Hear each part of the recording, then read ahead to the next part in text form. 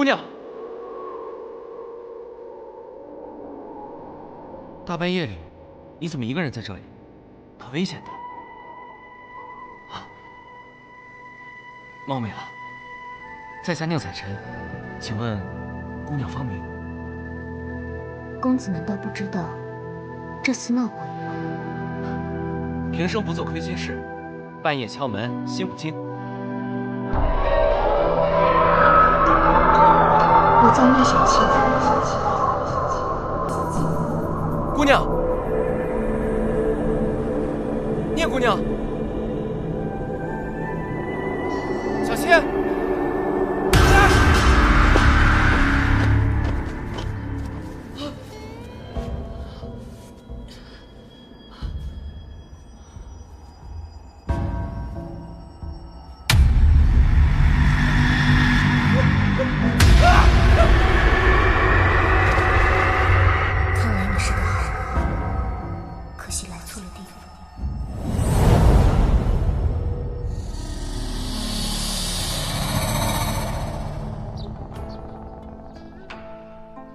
一命二运三风水，四积功德五读书，六名七相八敬神，九交贵人十养生，11择业与择偶，12趋吉要避凶。这位先生，能算命吗？你呀，不能再找人算命了。啊？你看，人生下来呢，有个命，命是定下来的，是前世的善恶决定的，和这一世的善恶无关，改不了的，算出来也没用。这一世的善恶改变了的是运，但运不是那么好改的。这样吧，你给我200万，我保证你逢凶化吉，从此无忧。不是，200文就能改运，有那么神吗？那当然啦，去年小女子幸得这位先生相助，嫁得如意郎君，如今是特地来谢谢这位道长的。哎呦，这位道长啊，厉害得不得了！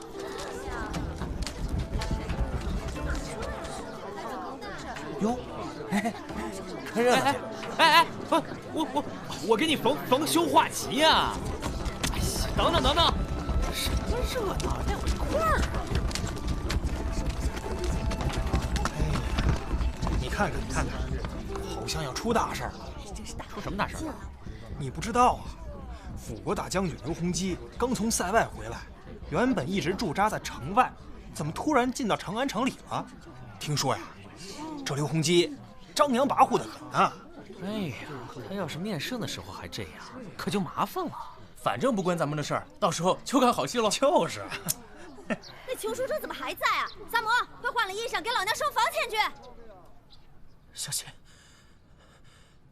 小倩，小倩，小倩，小倩，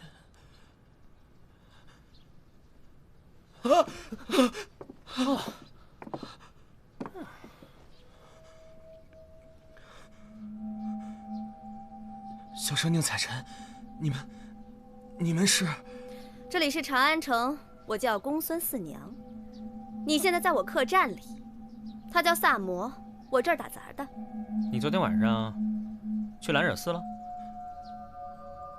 你怎么知道？你衣服上扎满了麻黄，这种植物洗干，那附近的山上只有兰惹寺里长满了麻黄。兰惹寺，干尸，兰惹寺里有干尸。干尸？小生不敢说谎，兰惹寺真的有干尸。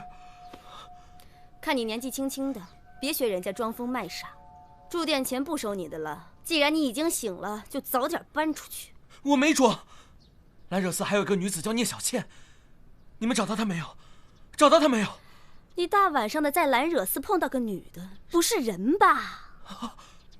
是女鬼吧？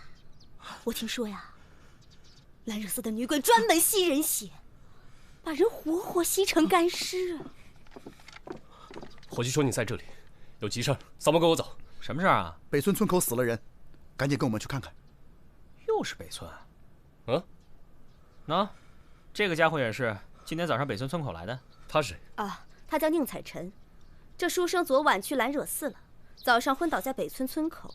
一个马队路过，把他捡回了长安，丢在我店门口。就是那个闹鬼的兰惹寺。啊，对，干尸，兰惹寺有干尸，真的有干尸。干尸！哎呀，嚷一早上了，非说是兰惹寺有干尸，干尸把你搁在村口，等着路人来救啊。干脆你们把他带走，让他帮你们找干尸。这是办案，又不是郊游。反正我不管，要我去的话，我必须把这书生带着一起去，否则我就不去了。哎，你萨摩，你说你……好吧，都去，快一点。紫苏双叶都在村口等着呢。别怕，他们比僵尸厉害。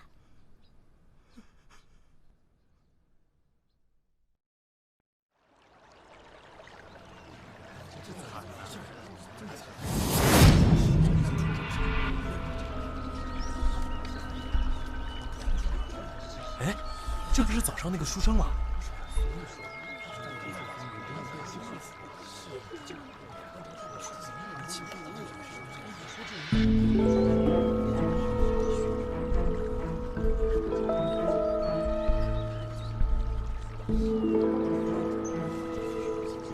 这谁啊？这书生今天早上晕倒在村口，后来被村民发现，送去四娘店里了。紫苏呢？他看不了尸体，去村里找线索了。这事儿这么快就惊动了上官家，恐怕死者身份不一般呢。他是当朝的刑部侍郎江震。哦，尸体怎么这么白啊？怎么死的？江震头上有被钝器敲打的痕迹，不过不致命，应该是先被人敲晕，然后捆住手脚，割开血管，失血过多而死。尸体被放光了血，所以才显得尤其的苍白恐怖。死亡时间呢？应该是昨夜的亥时到丑时之间。难怪江震穿着便服，看来是半夜匆匆的出门。钱袋在哪？哦，还在呢。莫非是仇杀？哦，还有，江震不一定是在河边被放血的，失了那么多血，附近应该有大量的血迹才对。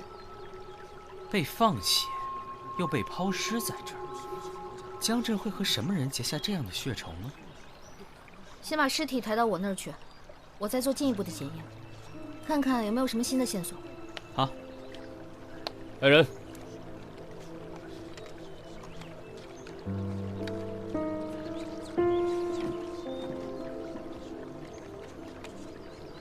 等等，怎么了？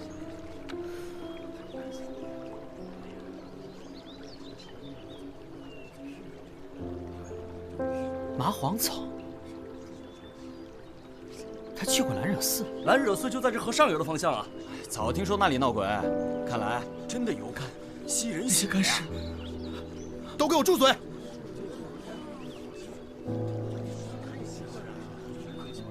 看来确实得去一趟兰惹寺。好啊，那么我们就一起去兰惹寺一趟。走吧，书生，带我们去找干尸啦！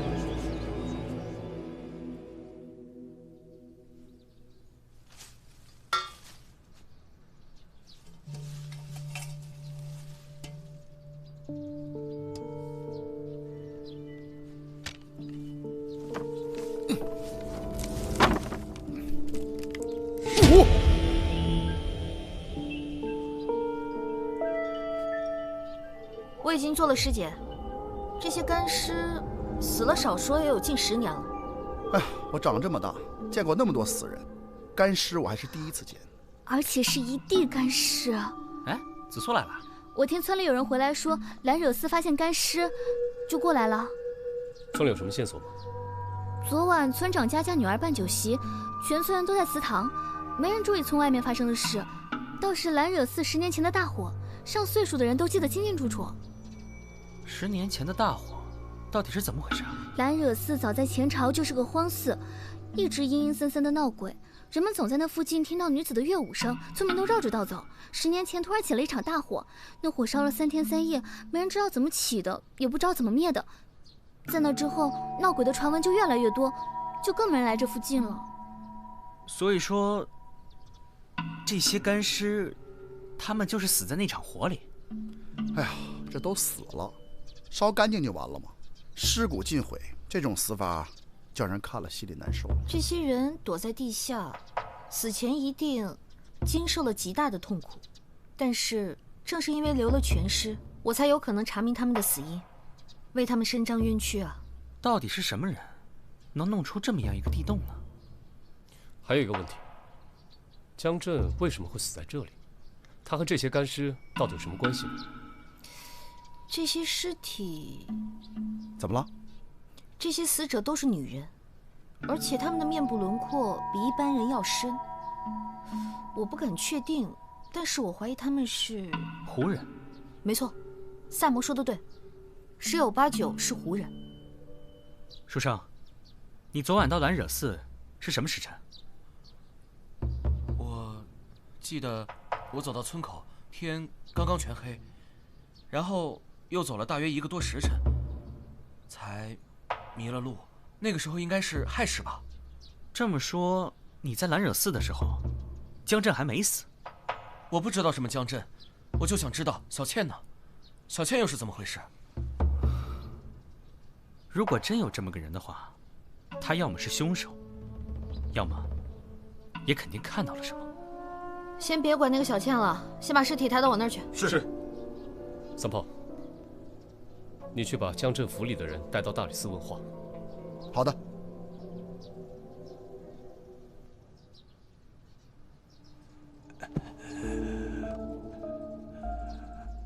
老夫是江侍郎府上的老仆。你最后见到江侍郎是什么时辰？我最后一次见到主人是戌时，主人说要睡了，他把所有的下人都支开了，没有人知道他是什么时候出的门。你又知道些什么？小的昨天晚上亥时去上茅房，看见主人站在房门外读一张纸条。等我从茅房回来的时候，又看到主人从房里出来，神色担忧，放了支信鸽。小的不知道跟案子有何关系，所以也不知道该说不该说。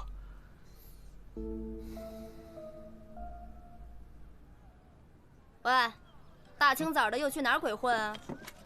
我约了子苏，再到兰染寺去看一眼。早点回来呀！知道了。你知道兰惹寺是怎么回事吗？啊，干尸复仇啊！干尸啊，一到半夜就化身成一个美丽的女人的样子，先把人引到兰惹寺里，然后再杀了他们。杀了之后，再喝他们的血呀！啊，这么恐怖啊！可不是嘛！来，你从干尸洞口找到的铜盆我看了，上面的花纹确实是拜火教独有的。这个佛寺居然还跟西域的拜火教有关系啊！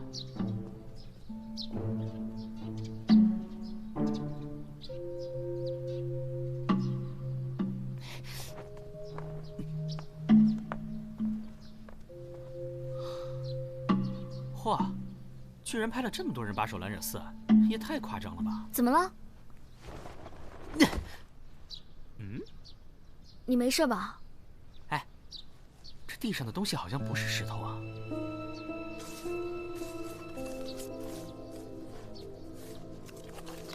铜镜。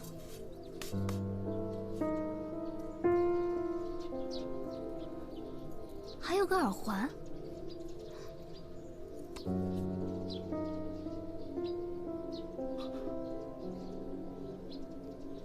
怎么觉得好像有人跟着我们？有吗？走吧。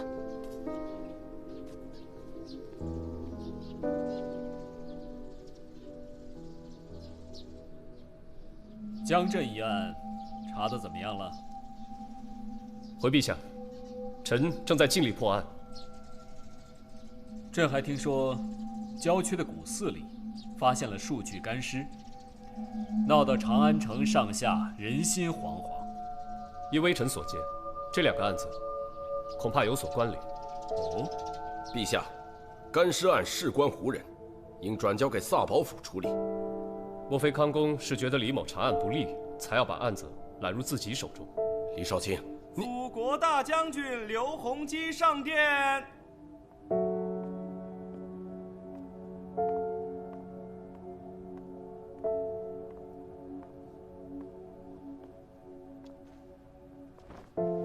陛下，臣来晚了。臣刚刚回朝，就听闻江侍郎噩耗，十分痛心。臣愿协助大理寺共同查案，恳请陛下恩准。康将军在边疆劳苦功高，此次回朝还愿为朕分忧，朕岂有不准的道理？谢陛下。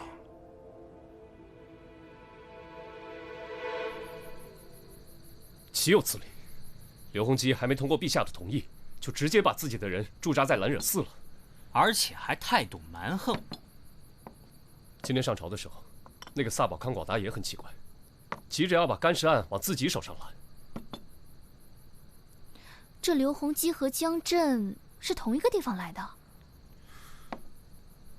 这中间到底有什么关系？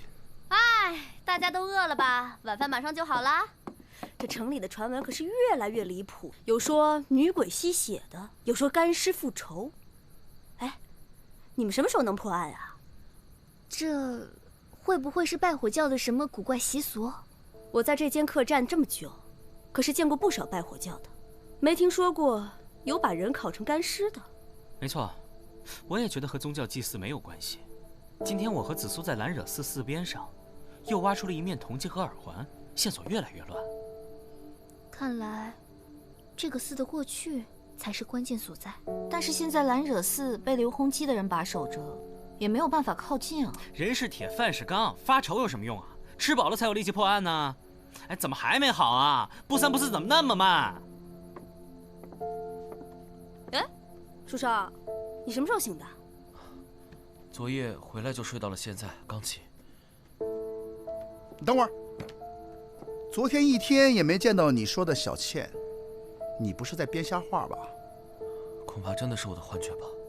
哎，外头宵禁了。我门口透口气。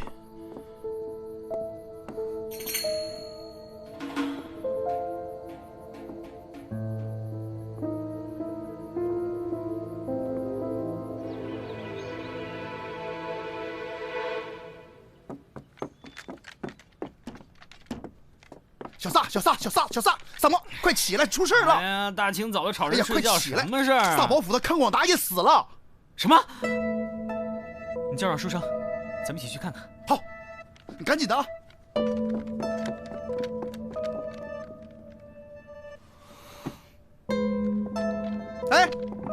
哎，正找你呢。走，又有人死了，跟我走。去哪儿啊？哎呀，去哪儿你甭管了，没准能看见家小倩呢。走。我不去，走了。我不去，走了。都说了我不去了。走。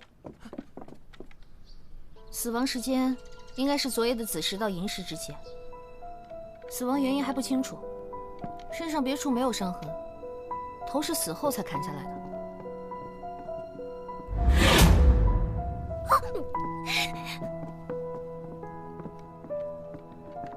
什么情况？尸体下面有麻黄，又是兰惹寺啊！哎，他怎么也来了？还不是萨摩非让我把他拽来。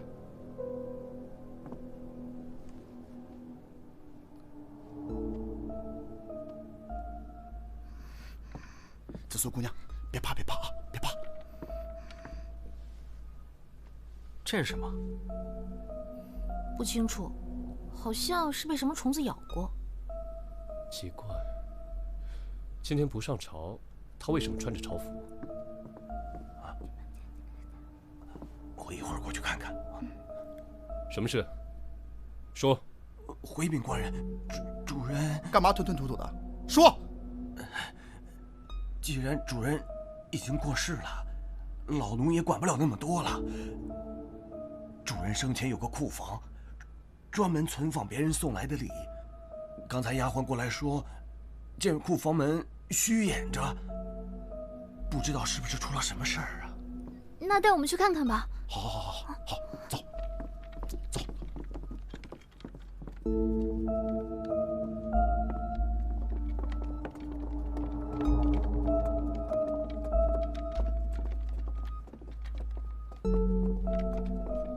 哇，你们主人够可以的，这些东西得值多少钱呢？这么重要的库房，就没个人看守吗？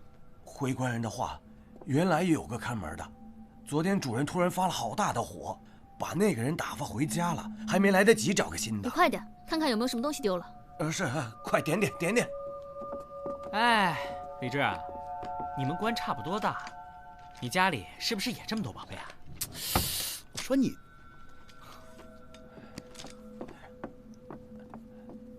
少了什么东西？回官人，珠宝摆件都没有少，唯独少了3幅陆探微的画。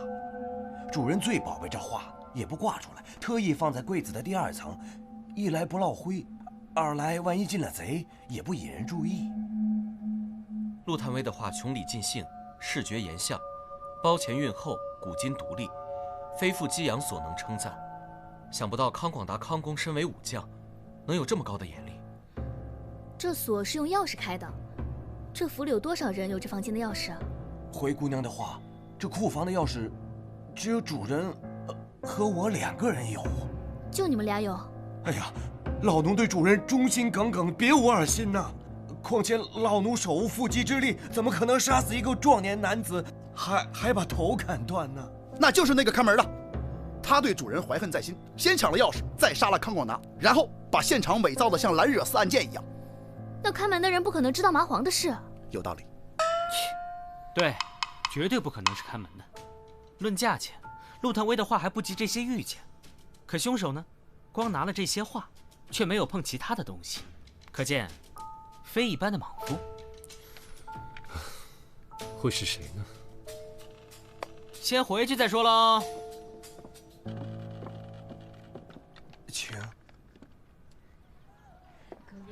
来，客官里面请。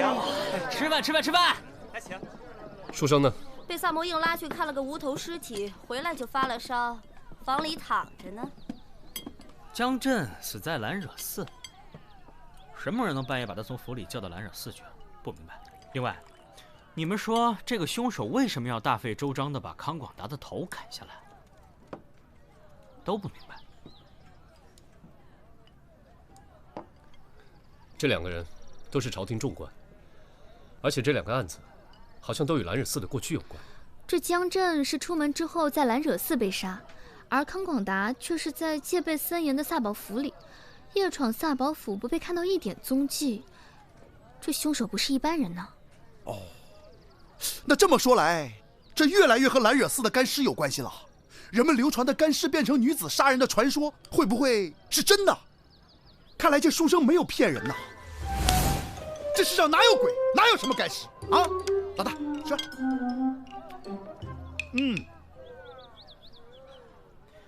还有个地方很奇怪，如果是仇杀，那么杀康广达的人，为什么要拿走那些画呢？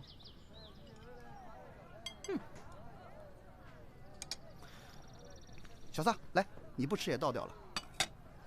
我以为你要留着当宵夜呢。你是怀疑书生？你怎么知道？别人我不了解，你我还不清楚吗？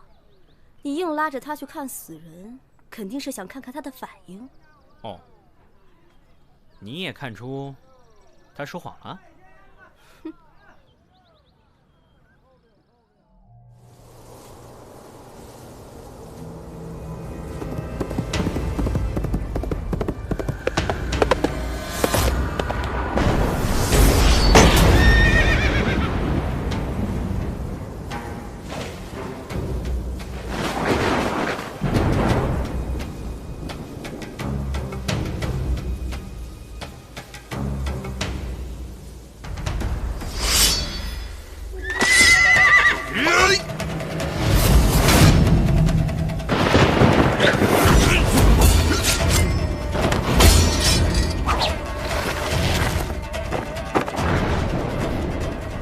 是你。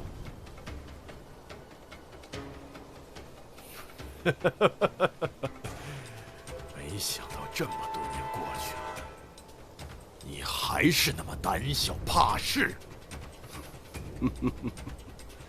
你懂什么？我这叫赢者保身。保身。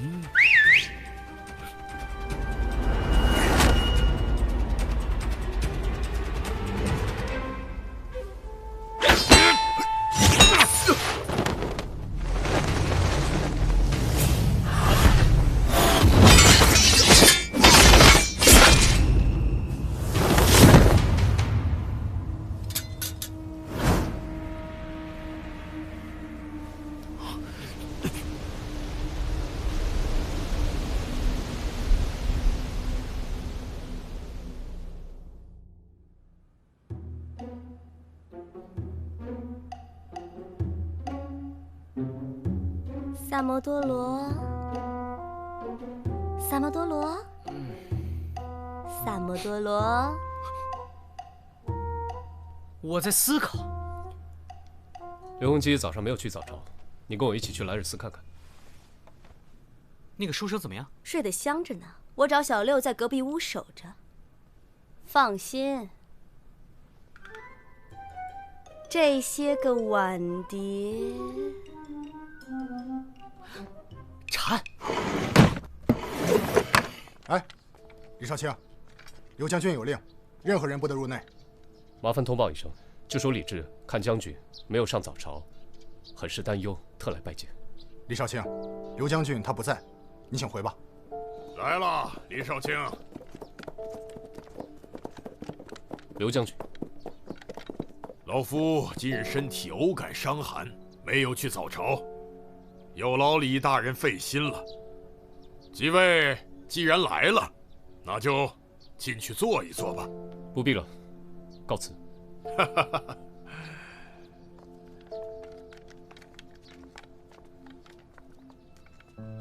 简直太目中无人了吧！啊，见到我老大连马都不下。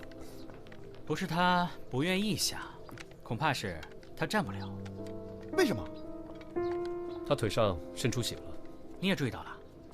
看来刘将军刚和什么人打了一场，肯定不是塞外的旧伤。看你拿了一路了，怎么了？啊，我那天去过江府下人房以后，好像被什么虫给咬了。给我看看。啊，看，特别痒。去找双叶。怎么了？如果我没猜错的话，无头尸体根本不是康广达。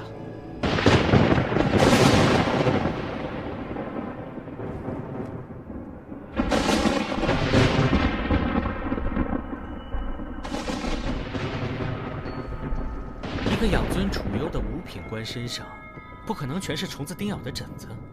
还有，他的手脚指甲都十分粗糙，只有生活条件非常恶劣的下人才会这样。我推断这个人可能就是那个被解雇的看门人。我竟然没有注意到这一点。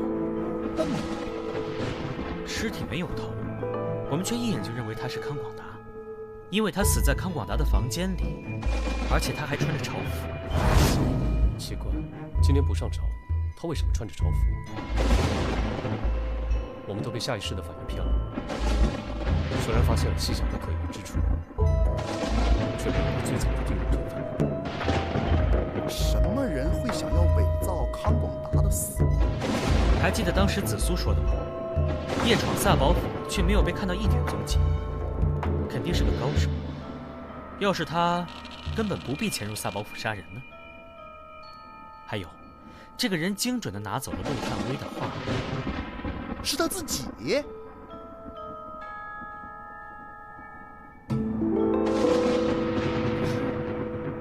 为什么呢？为了不让嫌疑落到他的头上。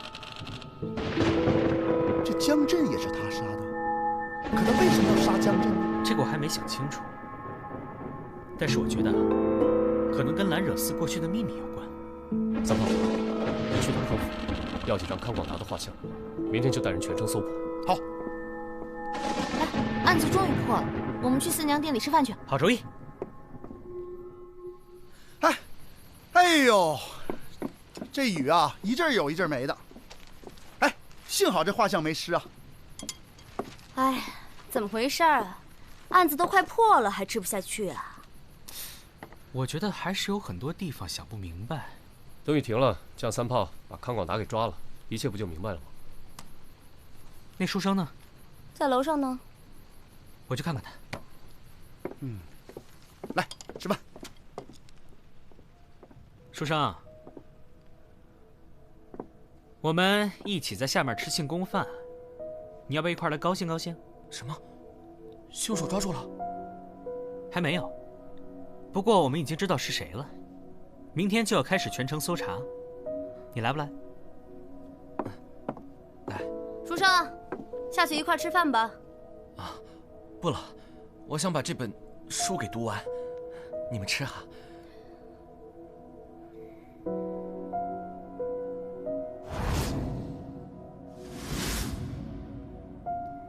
那我们去吃了。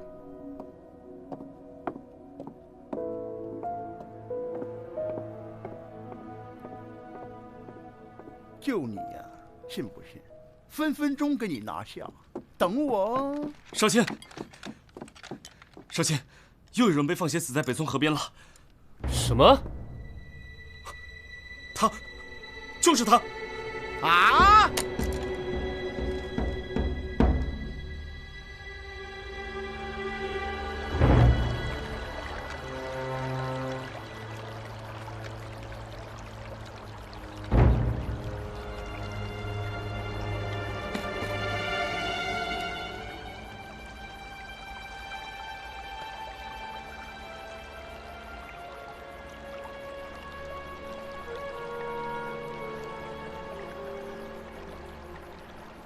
死于今天凌晨，和江震一样的死法。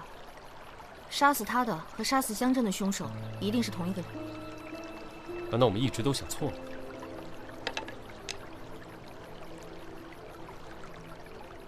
也许康广达根本不是为了逃避嫌疑才伪造死亡，而是为了让想要杀他的人认为他已经被干尸案的凶手杀了。可是他还是死了呀。这么说，我们不仅要找干尸案的凶手，还要找另外一个想要杀康广达的人。他身上还有很多乱伤，像是经过了一番打斗。割断血管的痕迹是2种不同的痕迹。打斗？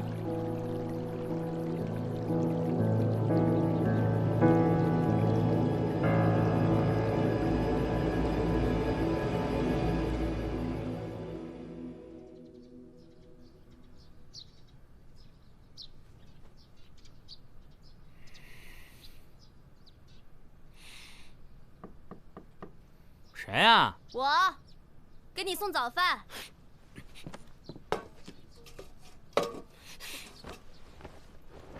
进来吧。你这猪窝呀，也不收拾收拾。给你猪食。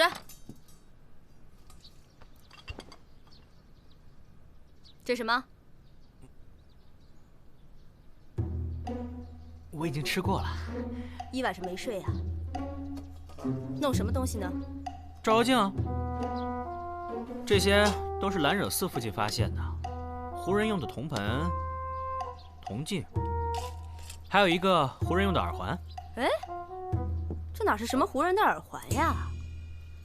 这就是个汉人家孩子都有的长命镯呀。长命镯？对，就是婴儿出生保佑长命的小镯子。干嘛？我去找子苏问点事。你赶紧回来给我把这儿收拾了啊！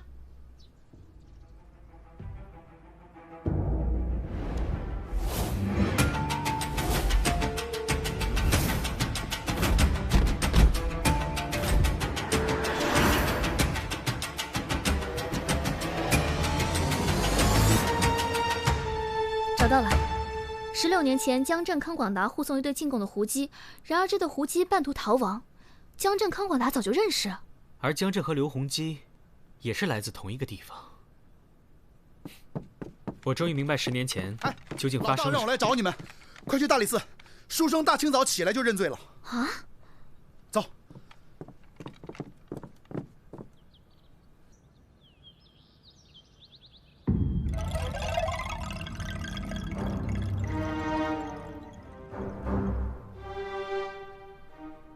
宁采臣，你可知罪？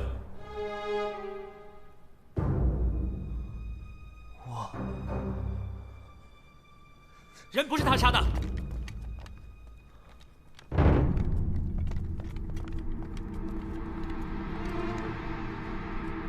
人不是他杀的，此案另有隐情。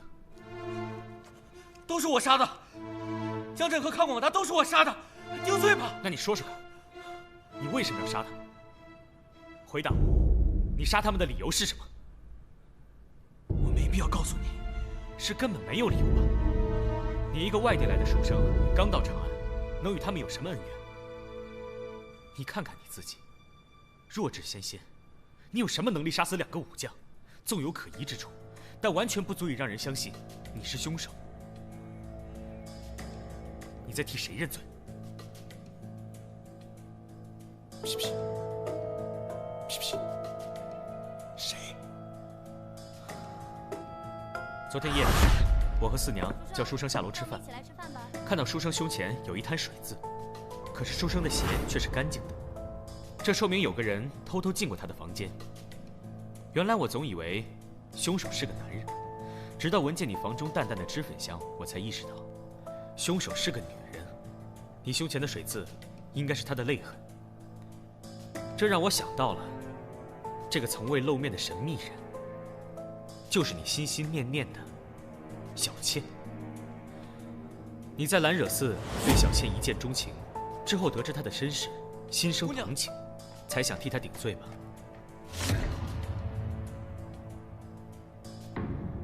采臣，采臣，小倩，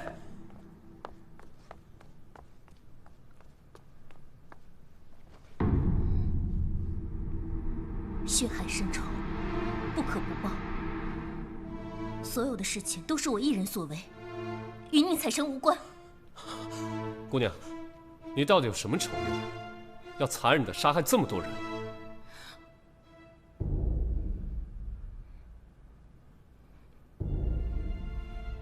小倩要杀江震和康广达，都是为了一个原因，她要为母报仇。16年前，曾有一对进贡的胡姬莫名失踪，而当时负责护送的正是江震和康广达。不难想象，他们为了一己私欲，把胡姬私藏了起来。但不知何时，胡姬搬到了兰惹寺里。我和紫苏在兰惹寺附近挖出了一些胡人的东西。一开始我以为那些只是些胡姬的配饰，直到四娘提醒我，那里面有一只长命镯。我这才想到，在大火中死去的胡姬们，可能有后代复仇，对吧？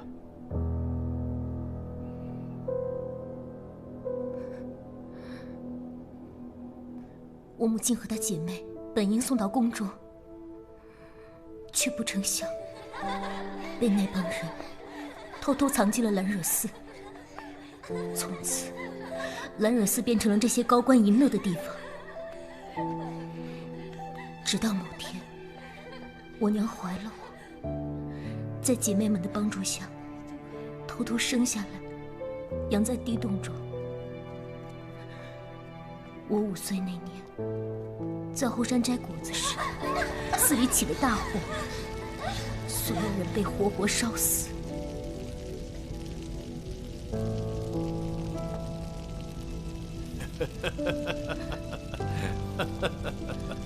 我眼睁睁看着那3个禽兽笑着离开。从那时起，我的复仇计划就开始了。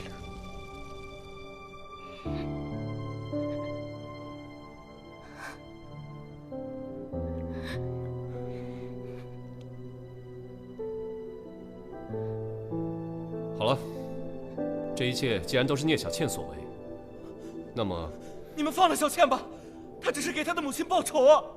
求求官人了，你们放过她吧！你们是什么人？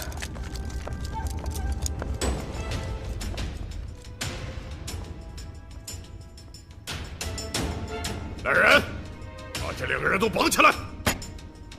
没有我的命令，谁敢在大理寺放肆？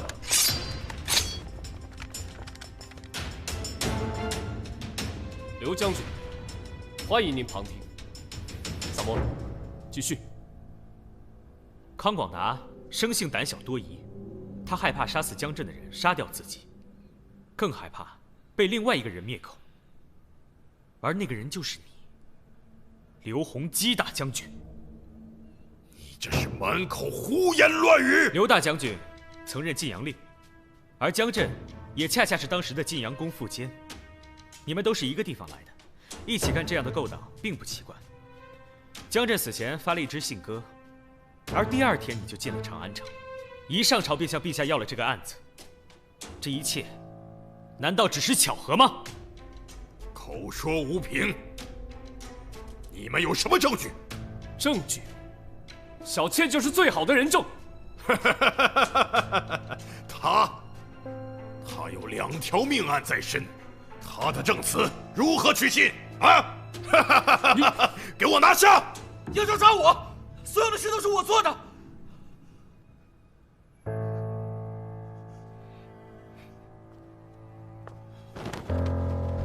小妾。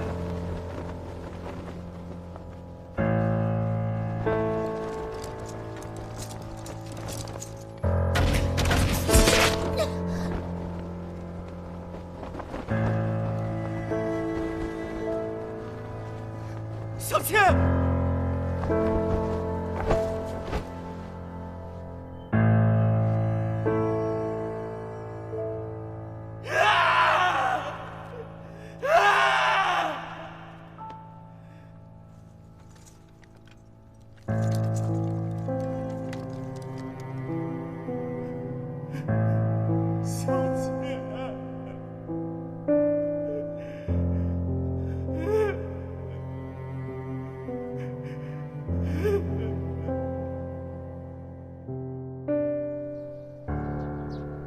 听说刘洪基出城了，难道就这么让他走了？刘洪基在边疆战局上很重要，陛下不会因为这种陈年旧事就治他的罪，还是让他回塞外打仗去吧。这样一个罪人竟然毫发无伤，而一个年轻的女子却被仇恨给毁了。这世上的事情怎么说得清楚呢？吃饭了。鸡腿。